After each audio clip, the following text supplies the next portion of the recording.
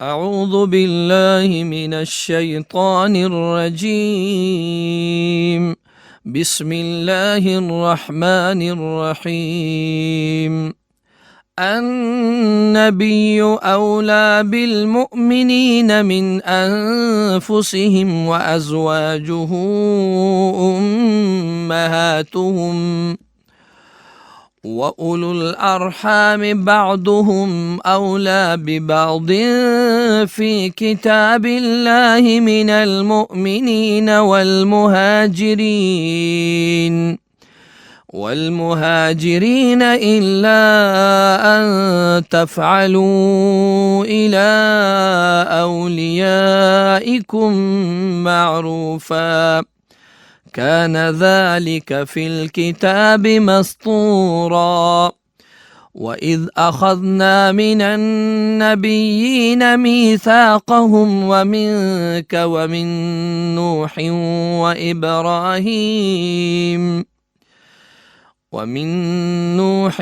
وإبراهيم وموسى وعيسى ابن مريم وَأَخَذْنَا مِنْهُمْ مِيثَاقًا غَلِيظًا لِيَسْأَلَ الصَّادِقِينَ عَنْ صِدْقِهِمْ وَأَعَدَّ لِلْكَافِرِينَ عَذَابًا أَلِيمًا۔ صدق اللہ العظیم۔ آیت کریمہ کا ترجمہ۔ بلا شبہ نبی علیہ السلام مومنوں کے لیے ان کی اپنی ذات سے بھی مقدم ہے، اور ان کی بیویاں مومنوں کی مائیں ہیں، اور کتاب اللہ کی روح سے مومنین اور مہاجرین کی نسبت رشتہ دار ایک دوسرے سے زیادہ حقدار ہیں۔ البتہ اگر تم اپنے دوستوں سے کوئی بلائی کرنا چاہو تو کر سکتے ہو، کتاب اللہ میں یہی حکم لکھا ہوا ہے۔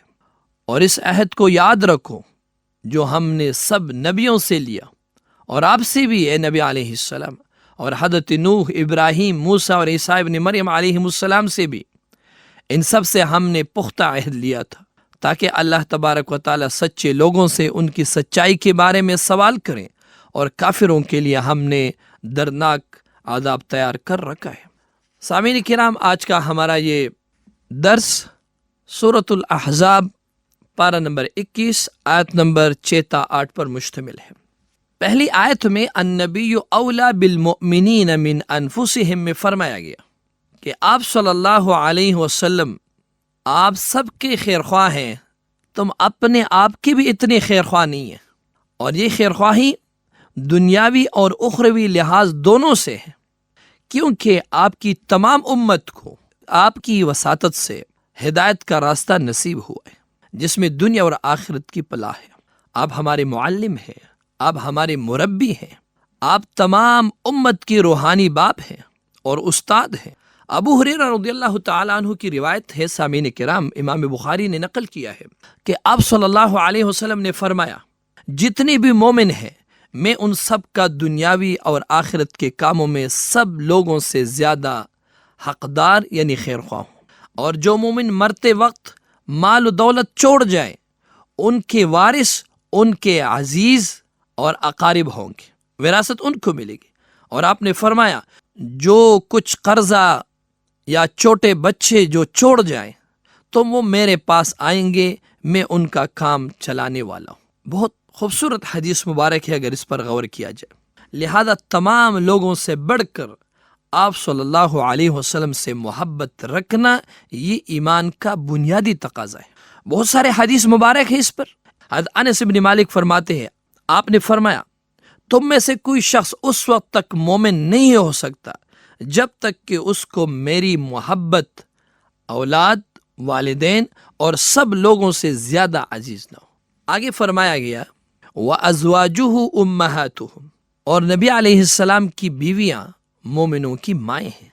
جب نبی علیہ السلام امت کی روحانی باپ ہیں تو آپ صلی اللہ علیہ وسلم کی بیویاں امت کی روحانی مائیں ہیں۔ جب نبی علیہ السلام کی بیویاں امت کی مائیں ہیں تو آپ صلی اللہ علیہ وسلم امت کا روحانی باپ ہے۔ آگے فرمایا گیا کہ بعضهم اولا ببعض فی کتاب اللہ من المؤمنین والمہاجرین، مومنین اور مہاجرین ایک دوسرے سے نسبت میں جو خونی رشتے ہیں اس سے بھی زیادہ حقدار ہے کہ ایک دوسرے کی رشتہ داری میں. یہ اس طرف اشارہ ہے سامعین کرام کہ جب نبی علیہ السلام مدینہ تشریف لے گئے، اب آبادکاری کا ایک بہت بڑا مسئلہ تھا مہاجرین کا کہ ان کی آبادکاری کیسے کی جائے.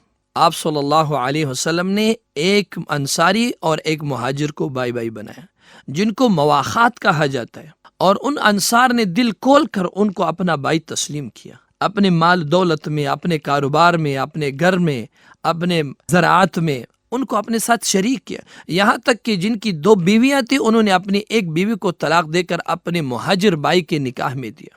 یہ انسانی تاریخ کا سب سے خوبصورت ترین اخوت کا رشتہ ہے جس کی مثال سامعین کرام انسانی تاریخ میں نہیں مل سکتی، جو صحابہ کرام نے ہجرت کے بعد مدینہ میں اپنایا تھا.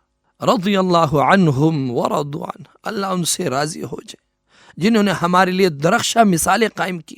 آگے فرمایا گیا وَكَانَ ذَلِكَ فِي الْكِتَابِ مَسْطُورًا، اور یہ جو بھائی چارہ ہے، یہ جو رشتہ داری ہے، اللہ تبارک و تعالیٰ کی طرف سے یہ ایک عارضی حکم تھا. اللہ کی کلام میں ایک اور حکم ہے جو لکھا گیا ہے، وہ کیا ہے؟ وراثت کا ہے. آغاز کے اسلام میں یہ حکم تھا، لیکن اس کے بعد وراثت اس کو ملے گی جو حقیقی رشتہ دار ہوگا. آگے فرمایا وَإِذَا أَخَذْنَا مِنَ النَّبِيِّينَ، ہم نے نبیوں سے ایک پختہ میثاق لیا تھا. سامعین کرام، ایک وہ میثاق ہے جو ازل میں تمام انسانوں سے لیا گیا ہے، اور اللہ نے فرمایا الست بربکم، میں تمہارا رب نہیں ہوں. سب انسانوں نے یکمشت زبان ہو کے کہا کہ آپ ہمارے رب ہیں. دوسرا وہ میثاق ہے جو اللہ نے نبیوں سے لیا ہے. وہ میثاق یہ ہے کہ اگر ایک نبی آئے تو دوسرا نبی اس کی تائید کرے گا، اس کی اطاعت کرے گا اور دوسروں سے بھی کرائے گا، اور اللہ تعالیٰ کے پیغام کو بلا کم کاشت آگے پہنچائے گا اور عمل نافذ کرنے کے لیے کوشش کرے گا. اور یہی عہد اللہ تبارک و تعالیٰ اپنے نبی سے کہتا ہے وَمِنْكَ، اور ہم نے آپ سے بھی یہ عہد لیا ہے. سابقہ نبیوں نے بلا کم و کاست اس پیغام کو انسانوں تک پہنچایا، اس کے لیے تکلیفیں برداشت کی، پریشانیاں برداشت کی، سختیاں برداشت کی، یہاں تک کہ نبیوں کو آریوں سے 2 ٹکڑے کر دیا گیا، ان کو آگ میں پھینکا گیا، ان کے جسم سے کینچیوں سے گوشت کو نوچ دیا گیا، لیکن وہ نبی اپنے اس پیغام پر ڈٹے رہے. لہذا اللہ اپنے نبی کو اشارتاً فرما رہے کہ وہ نبی بھی ثابت قدم رہے، آپ بھی ثابت قدم رہیے. اور بطور مثال حضرت نوح، ابراہیم اور عیسیٰ ابن مریم علیہ السلام کا ذکر کیا گیا. اور آگے فرمایا گیا وَأَخَذْنَا مِنْهُمْ مِيثَاقًا غَلِيظًا، ہم نے ان سے مضبوط عہد لیا تھا. لِيَسْأَلَ الصَّادِقِينَ عَنْ صِدْقِهِمْ، قیامت کے دن نہ صرف عہد لیا گیا بلکہ مفسرین یہ فرماتے ہیں کہ قیامت کے دن اس عہد کے بارے میں انبیاء علیہ السلام سے سوال ہوگا کہ آپ نے اس پیغام کو پہنچایا، لوگوں نے جواب کیا دیا. یہ سوال جب انبیاء علیہ السلام سے ہوگا. اور آخر میں فرمایا گیا وَأَعْتَدْنَا لِلْكَافِرِينَ عَذَابًا عَلِيمًا، ہم نے کافروں کے لیے دردناک عذاب تیار کیا ہے. جن لوگوں نے انبیاء علیہ السلام کے بات ماننے سے انکار کیا، روگردانی کی، دشمنی پر اترے، ان لوگوں کے لیے اللہ نے سخت ترین عذاب تیار کیا ہے.